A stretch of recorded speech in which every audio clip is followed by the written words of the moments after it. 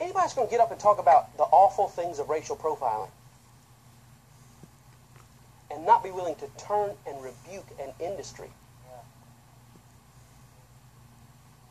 that makes billions of dollars a year off reinforcing the various stereotypes that people are trying to shake. Let me tell you, these people on TV, they don't even know. I'm so grieved. I don't know what people... You don't even sound like real parents. No parent says what these people on television are saying. I have a general rule. Whenever I do a homegoing service, whenever I do a homegoing service and the widow is on the front row and she is in faith and she is trusting God, can't nobody act a fool if she's all right. And it's always the third cousin that hadn't seen the man in 5 years, want to jump in the casket, don't know nothing, hadn't seen nobody, might not even... And it's just stop it. She has to set the tone. And it's sad to me that this young boy's parents are in their faith, in dignity, and in peace. And people that only know headlines are acting a fool. You are not even qualified. You should not be, oh my God, it's the most horrible thing. Follow their lead. They are trying to get through horror and hell with dignity and composure to honor God and to honor their son. And here you go with the foul language and the hate and all that stuff, and are representing you on the 5th row of a service. You snuck in on the family service, not even connected to these people, and embarrassing everybody. And let me tell you what, if you hadn't been to a parent-teacher night, you ought not be down at no rally holding no sign. You are not qualified to talk about you at a thing.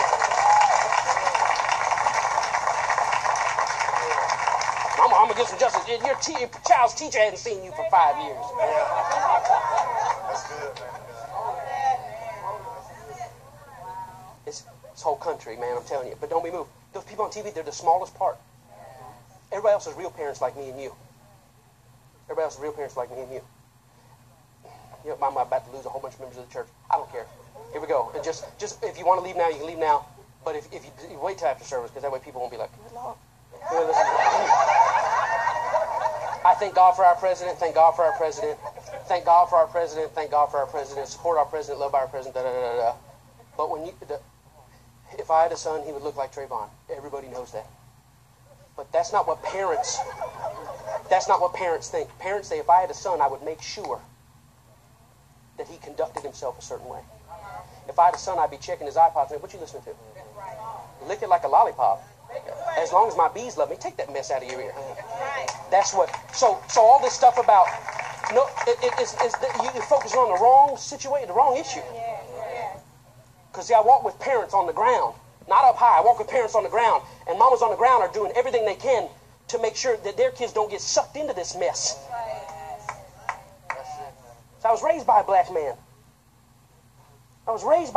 And I know when he took kids out of prison and told them, stand up, pull your pants up, speak with some diction. What's wrong with you? Man, you know, he said, you act like that, people are going to treat you like that. Get yourself together. And so you can't sell me this little liberal CNN crap, because whatever sells on television, and if an artist is saying something, I already do not trust you.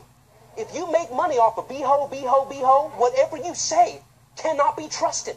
I don't care how many pictures you're in and how rich you are, you cannot be trusted. You are not qualified. If you have a daughter and call other women bitch, you already have no sense. So an entertainer does not impress me, and I'm so tired of Christians going, oh my God, a woman degrading entertainer is involved in this. They are blind. They're blind.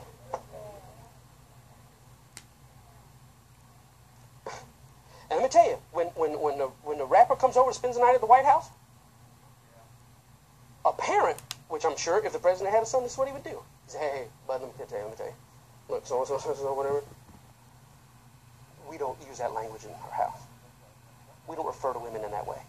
Your mother and your sisters deserve too much respect. I better never hear you say that. But Daddy, no. Look, my job as president, I walk in a lot of circles, but I want you to know, as a man, this is how you... I have to believe that would be the case. Because if not, my mind will snap. I just go, because I come out of a church where I was the only white guy in it And I've never seen a black parent, 50 years old, with teenage boys, talk about how cool Lil Wayne is. Never. Does not exist. Does not exist in the real world. In the real world, Mama said, come here, what are you listening to? F that. Y'all lost your iPod, you let them shutting your countdown. How dare you listen? My God, you got sister, how can you? That's what parents do. And if you've not walked among parents to know that they want to protect their kids' virtue and they want to protect the dignity of their daughters and they know I can't bob my head to it unless my daughter get confused. It's just like having a Playboy on the counter. How can I have a Playboy on the counter and my daughter not know what her own father feels about lust for other women? This is how parents operate. So don't be moved by what you see. There's more for us than against us. And there's more people looking at this mess shaking their head going, are you serious? Now we see you? 7,000 dead kids, and now we see you? 53,000 murders in the past 5 years, and now we see you? No, nobody believe it, and you don't believe it either. Trust me, as you sitting out there shaking your head going, this is crazy. Don't be moved by what you see. Citizens of goodwill already get it. They know the problem is deep. They know the problem is real, and they know the problem is not going to go away by some photos. The problem is only going to go away when we get honest about the systemic portraits that we've painted of people and the norms and expectations, and that's where our battle is. Our battle is not can we get in the newspaper. Our battle is can we speak to the things that fill this river with poison and start to turn. Well, it's about history. I can't do anything about history. I can't go back 300 years, but right now I can confront anything that supports and fosters and perpetuates the negative stereotypes that shape this world. And I'm telling you, if you've not walked on that floor, then your little headlines don't matter. Your little Facebook posts don't matter. You know, you're wearing a hoodie but hadn't mentored a young man. It means nothing. Now, this young man has died. If that becomes the rallying cry that we say, no more devaluing of life, then I'm all for it. If he becomes the symbol for people saying, we're tired of this killing, then do it. But if it's just a headline that passes and goes, it's all in vain. And if you're an artist that dedicates a song to Travon Martin, and you had not mentioned one black crime victim in all your 300 concerts, you make a mockery out of this whole thing. And especially if you're a white artist, I want to go out to Travon and our country's so messed up. That's your first time you were aware that our country is messed up? When I think about a young black man dying for no reason, this is your first time you're aware that this happens every single day in our country? Now, if you say, no, Travon is not my last, I'm making a change, then I'm all about it. But just to hop on something and to hop off of it, it does so much disservice. Why? Because now it gets marginalized. And any cry for change is just, oh, there they go again. I'm telling you, we got to get off the there they go. We got to keep our nose to the grindstone and say, we will settle for nothing less than all life being. Well, if they ain't changed this, ain't mean nothing. The killing's not going to stop. No, it doesn't. But it means that we'll stop being vultures to make money off of pain and bloodshed. Let me tell you, I can't speak for all white people. I just talk for some white people. Since the pastor told me you talk to white people, you don't talk to black people. I said, okay, sir, I'll talk to white people. No white person understands. No white person understands how they get called racist and they don't care about black kids when you give black awards to a guy that has an album full of I'm going to shoot black kids songs. No one understands that. Well, you should just understand it.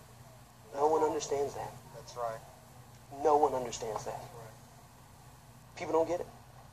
Just tell me how many people at the Country Music Awards got an award with an album talking about shooting kids and AK-47. It does not exist. But the industries in this country have labeled the most murderous, violent content as black content. And if you can't wake up and realize that once you get past the little sub-labels, you get up to some very wealthy white guy who has figured out we can make a lot of money off the image of criminalized black kids. And somebody needs to walk right in his office and jack his tail up and put his tail on the street. And he ought to be nervous. But he doesn't. He's not nervous. You know why? Because he'll go to the black shows and pose with everybody. There you go. He ought to be nervous. He ought to feel fine at the country awards. So, yeah, I better stick down here with us, man. They're going to be down there with them. But how you can be